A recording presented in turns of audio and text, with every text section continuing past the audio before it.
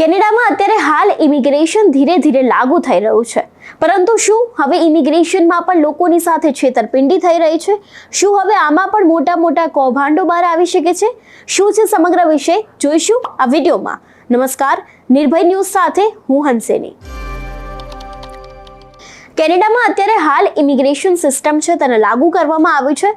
સૌથી સરળ ભાષામાં ઇમિગ્રેશનને સમજીએ તો જેટલા પણ ગેરકાયદેસર લોકો છે તેને બહાર કાઢવાનું કામ આ ઇમિગ્રેશન દ્વારા કરવામાં આવે છે. તેની સાથે જ જેટલા પણ વિદેશી લોકો છે જે આ દેશના નથી, બહારથી ભણવા માટે આવ્યા છે અથવા તો પોતાનો વ્યવસાય કરવા માટે આવ્યા છે, તે લોકો પાસે કોઈ પણ ગેરકાયદેસર વસ્તુ મળી આવી અથવા તો પછી તેમની પાસે પૂરતા પ્રમાણમાં તે ડોક્યુમેન્ટ ન હોવાને કારણે તે લોકોને ઇમિગ્રેશન છે તેનો શિકાર બનવું પડે છે. પરંતુ હવે આ બધાની વચ્ચે જો તમે પણ કેનેડા જાઓ છો તો તમે ખાસ કરીને ચેતજો. ફક્ત કેનેડા નહીં પરંતુ અમેરિકામાં પણ હવે આવી ઇમિગ્રેશનથી બચવાની જે છેતરપિંડીઓ છે, કૌભાંડ છે તે સામે આવી રહ્યા છે. શું છે સમગ્ર વાત? સૌથી પહેલા તો તેના ઉપર નજર કરીએ.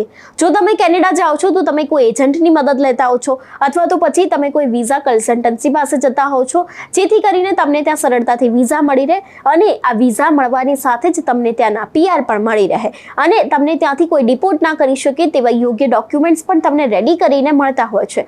પરંતુ હવે આ બધાની વચ્ચે અમુક એવા એજન્ટો છે જેને અત્યારે હાલ ધરપકડ તો કરવામાં આવી છે, પરંતુ તે લોકો આવી છેતરપિંડી આચરીને લોકોને કહેતા હોય છે કે તમને ત્યાં ઇમિગ્રેશન લાગુ પડશે નહીં, તેની સાથે જ કેનેડામાં PR મળી જશે તેવા મોટા મોટા વાયદાઓ પણ આપણે કરતા એજન્ટોને જોયા છે.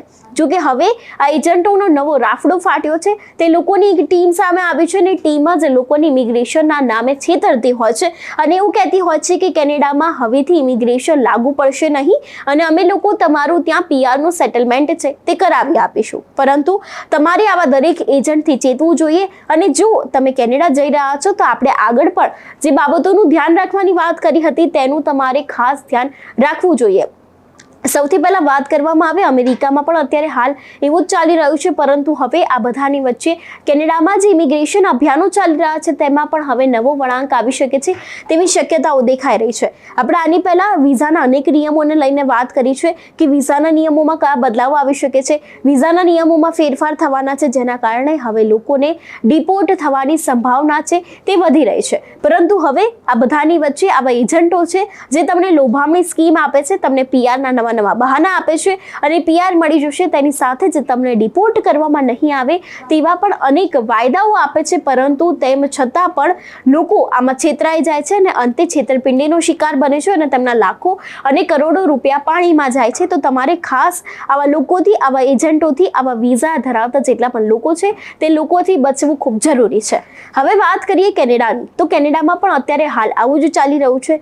કેનેડામાં લોકો આવી લોભામણી સ્કીમોના શિકાર બને છે અને કેનેડા આવી તો પહોંચે છે, પરંતુ પછી તે લોકોને પોતાના વતન એટલે કે ડિપોર્ટ થવાનો થાય છે અને તે લોકો પોતાના વતન પાછા ફરી જાય છે. હવે આ બધાની વચ્ચે કેનેડાનું ફક્ત એટલું જ નથી, આની સાથે યુકેમાં પણ અત્યારે ડિપોર્શન ચાલી રહ્યું છે.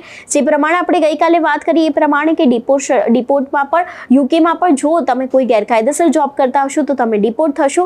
તેની સાથે આપણે અમેરિકામાં પણ વાત કરી કે અમેરિકા પર દિવસે ને દિવસે મોંઘું થાય છે અને તે લોકો પણ ઇમિગ્રેશનને લઈને પોતાના નિયમો છે તેને વધુ કડક બનાવે છે.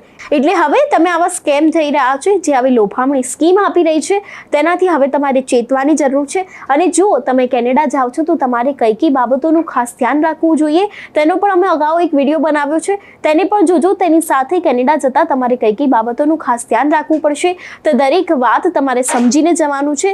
જો કે અત્યારે હાલ કેનેડા જવું અયોગ્ય છે. આની પહેલા પણ આપણે અનેક એવા એક્સપર્ટ સાથે વાતચીત કરી છે, તેમાં પણ આપણે જણાવ્યું છે કે અત્યારે હાલ કેનેડા જવું અયોગ્ય છે. પરંતુ તેમ છતાં પણ જો તમે કેનેડા જાઓ છો તો તમારે અત્યારે હાલ સાચવીને જવાની ખૂબ જરૂર છે. ત્યારે આ વિષયને લઈને આપનું શું માનવું છે અમને કમેન્ટ કરીને ચોક્કસથી જણાવજો. સાથે જ નિર્ભય ન્યૂઝને લાઇક, શેર અને સબસ્ક્રાઇબ કરવાનું ભૂલશો નહીં. નમસ્કાર.